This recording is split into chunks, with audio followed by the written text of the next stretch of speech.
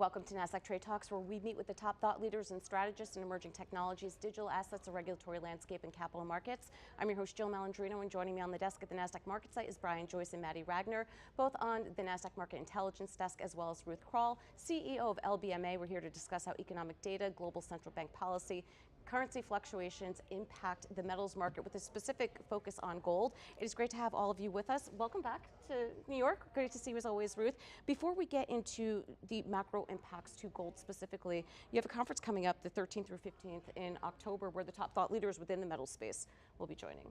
Absolutely. So we're 4 weeks to go before the major conference. And this is an annual event where really the world's industry comes together to say, what are the challenges, what are the trends, and also, most importantly, what's driving prices and what can investors expect to see. So it travels around the world. This is our first time in the US in 5 years. So it's a great opportunity for any investor who's wanting to understand how you can diversify the portfolio and get involved in precious. They can come talk to literally all the world's experts. It's fortuitous timing as well, because we're certainly getting closer to the election, which is going to have impact, certainly on currency fluctuations, but we're also seeing a shift in Fed policy, and we're expecting an interest rate cut coming up. How do the confluences of economic data / global central bank policy, currency fluctuations impact an asset class like gold? Well, I think certainly the focus on what central banks around the world are doing with regards to inflation and rate cuts has been a big theme in terms of what's been driving the gold price. So I think certainly gold has been maintained at $2,500 an ounce, which we haven't had in August this active since 2020. And in 2020, gold broke through the barrier of $2,000 gold, this huge ceiling, which these days feels like a bargain basement floor. As it does in most asset classes. But it's partly because of the geopolitical uncertainty. You've got 2 active wars going on, but also concern about what's happening with the macroeconomy.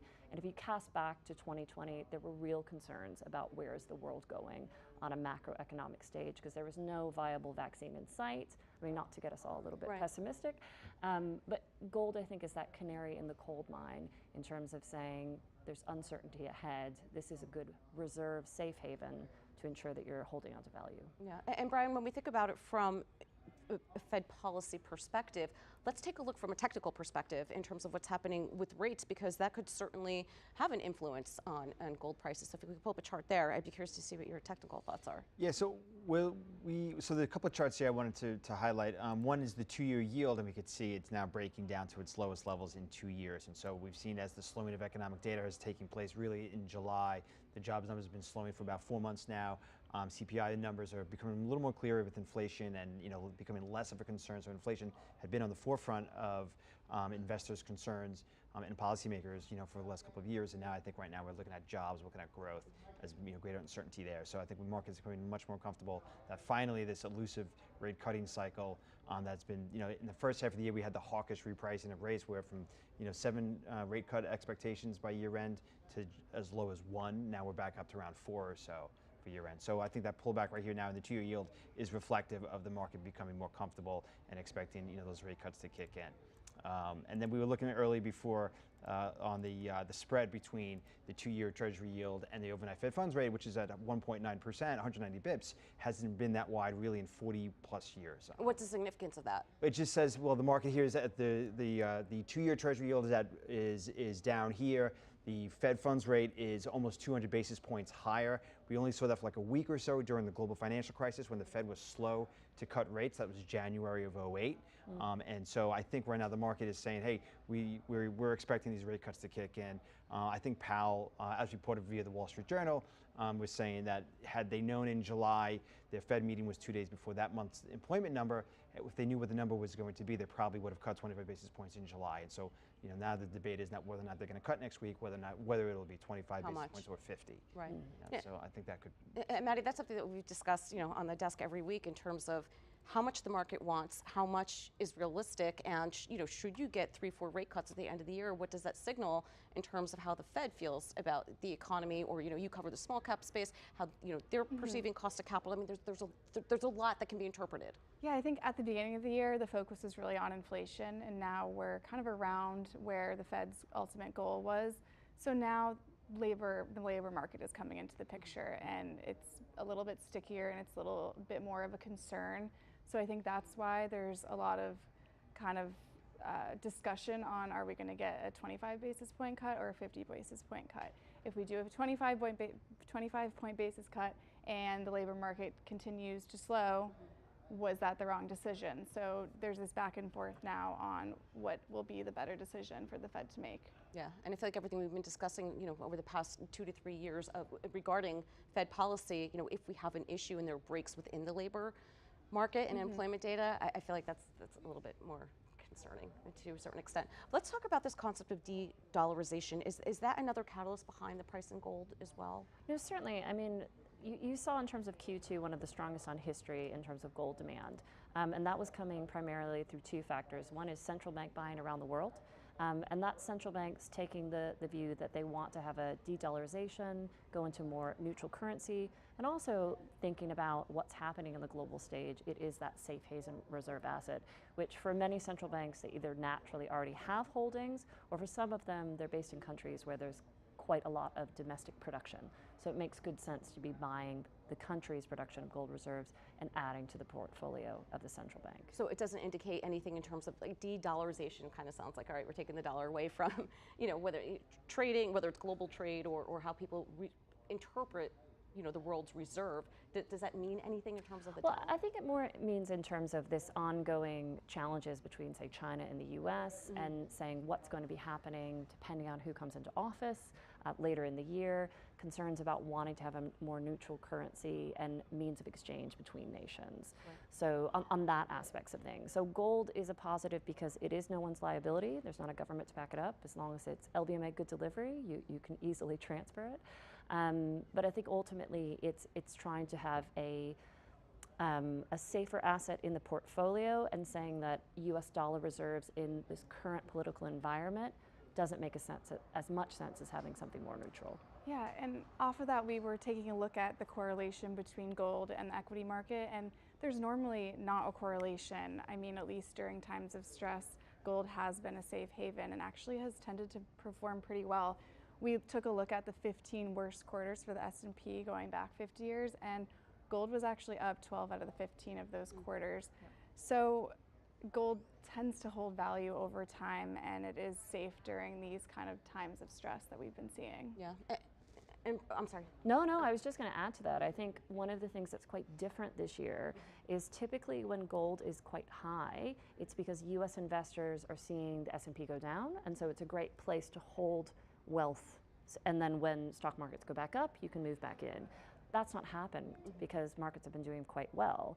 But on the rest of the world, China has not been doing very well from a macroeconomic perspective. So we've seen a lot of physical demand, a lot of speculation within China, and now that story has continued in India.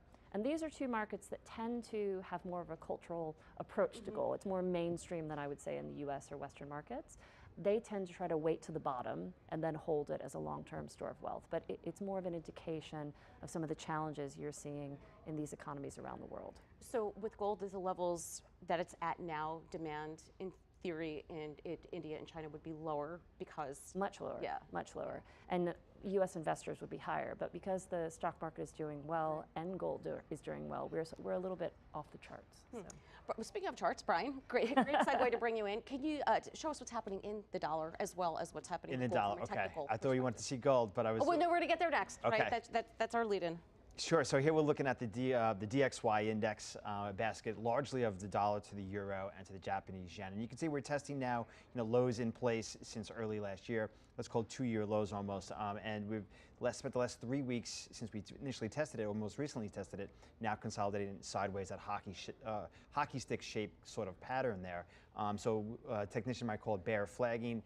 We are on the cusp of this rate cutting cycle, and I think interest rate differentials between central banks can often be a big driver. And so if we're going to see stronger rate cuts by the Fed, that could be one excuse why you would expect, or one reason you'd have a bias for the DXY, the dollar index, to break down below this 2-year support. So it has a range of 100 to 106 roughly, give or take. So I would expect for a 6-point move to the downside at a minimum to about 94 area for this index if that were to break down. So what about gold from a technical perspective? Well, so as Ruth noted, we broke gold in the summer of 2020. When we come in the early stages of COVID and had all that stimulus, it did finally break above its prior high from 2011. This is a monthly period-looking chart going back to the late 1990s, and so 1920 was the prior high. We got above that in the summer, but we really spent the next 2+ years, consolidating around, oscillating around that 1920 level, and it wasn't really till March of this year where we finally got through that prior high from the summer of 2020. So, in my opinion, gold is really just kind of breaking out of this multi-year range, a large, what we would call a cup and handle pattern as a technician, but really, 14-year kind of consolidation. It made its low back in 2015, 2016, so clearly has been on an uptrend since then, but hasn't really broken above that prior cycle's high from 2011. That escape velocity, as we like to say, really, in my opinion, is really only taking place since March of this year. So my bias is, certainly for the upside, over the intermediate to longer term. Which is so interesting, Maddie, because you had called this out before. I mean, the Nasdaq 100, S&P 500, I mean, they hit all-time highs multiple times this year. Yeah, it's been really an unprecedented year to see these major U.S. indices hit all-time highs in a higher rate environment. That said, they're hitting all-time highs because of a small group of companies kind of bringing the stock market up. So I think in July we started to see breadth improve again, a rotation into cyclicals, financials. And so obviously in August there was a bit of a correction, and September we're kind of in a holding pattern now, and historically September's one of the, if not the weakest month of the year. So I think that breadth could continue throughout the remainder of the year. For example, we're seeing utilities really outperform across large cap companies and small cap companies. Last time I looked, large cap utilities in the S&P 500 was actually outperforming large cap tech for the first time this year. So there could be a couple conclusions to draw from that. The energy demand, perhaps, from all this new technology that we're bringing on board. So Ruth, to wrap up here, during the conference, October 13th through the 15th, what are, let's call it, the top 3 themes that you expect to hear? Well, certainly in terms of what's happening in the investor side of things sort of goes without saying. I think the other major streams is that when gold is at these all-time highs, it attracts all sorts of investors. And that's the good, that's the bad, that's the ugly. And so it's even more critical that when people are moving in, they're ensuring that they're hitting high standards and that they can source the material in an ethical way. So wanting to understand our standards when it comes to responsible sourcing. Absolutely. Okay. So we are that independent body that can enforce for good delivery refiners as well as your metals partners. So certainly it's something that we then get more attention because there's more attempts on fraud, there's more attempts in terms of laundering, and it's important to ensure that you're buying from people that you can trust and that you understand the standards that are being set. So major themes are certainly what's driving the price, what's the outlook, it's the place to come and find out about that, but also sustainability, what's happening in terms of responsible sourcing, PGM markets, what are the challenges for miners. It really is those major themes. I'm glad that you brought that up when it comes to sustainability and standardization, because it can be very subjective. So to be able to quantify that and have measures for your members to be able to adhere to is encouraging, which why sometimes ESG does get that pushback, because what's the standard? Absolutely, and so it's encouraging to hear. And I think the gold market is quite lucky in some ways because it's very centralized because of the physical holdings that are held in London. To be a member of the Good Delivery, LBMA Good Delivery list is not a nice to have. If you are a gold refiner, you have to be on it. So we can set quite high standards.